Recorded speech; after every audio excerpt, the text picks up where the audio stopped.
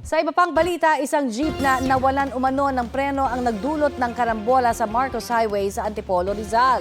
Balitang hatid ni EJ Gomez. Normal ang takbo ng mga sasakyan sa Marcos Highway, Barangay Mayamot, Antipolo City, pasado 1:00 ng hapon nitong Miyerkules, nang biglang lumipat ng linya ang isang jeep at mabilis na bumuntot sa nasa unahang van. Tumama ito sa kaliwang likurang bahagi ng van. Ang jeep nagdire-diretso ng takbo. Sa isa pang CCTV video, kita ang jeep na sumalpok sa mga nakahintong sasakyan sa stoplight. Ang jeep nawalan umano ng preno ayon sa mga otoridad. Habang sila ay naka-stop, bigla silang binunggo nung jeep. Ako din sa driver na wala ng preno. Bumangga siya dun sa MPV. Yung MPV naman, tumama naman dun sa tricycle. Then tricycle, tumama naman dun sa van.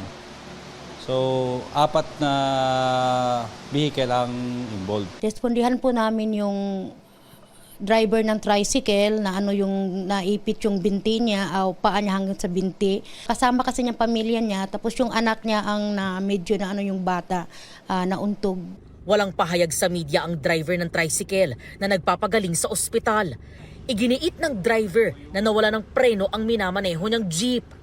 Pumutok po yung sa hose niya, sa preno po. Naisip ko po kanina, kung ibabangga ako sa tao, makakapatay po ako. Kaya ginawa ko, sa mga sasakyan ko na lang po binangga. Pasensya na po, wala pong may kagustuhan nun. Hindi ko po sinasadya, humingi po akong kapatawaran. Ayon sa pulisya, nagkaareglo ang driver ng jeep at mga driver ng mga nabangga nitong sasakyan. Nangako ang jeepney driver na sasagutin ang pagpapagamot sa mga sugatang biktima. Gayon din ang pagpapagawa ng mga nasirang sasakyan. EJ Gomez, nagbabalita para sa GMA News.